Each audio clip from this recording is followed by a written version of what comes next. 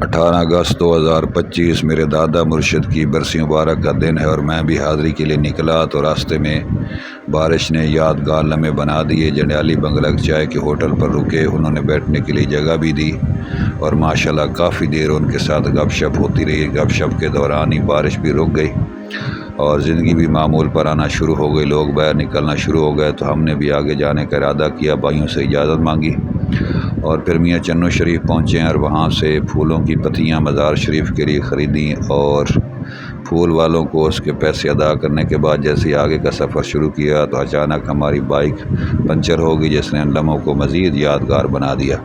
Puncture والے کے پاس پہنچے ہیں تو میں نے چیک کیا کہ ٹائر کے اندر بالکل ہی ہوا نہیں ہے، بالکل ہی فارغ ہے۔ تو مزے کی بات یہ ہے کہ جیسے ہی اس نے ٹیوب کو باہر نکالا تو ایک بھی اس میں پنکچر نہیں تھا۔ اس نے دوبارہ اسی طرح اس کو فٹ کر دیا۔ تو یقیناً دوستو یہ عقیدت اور محبت کا سفر ہے، آپ کو پسند آیا ہوگا۔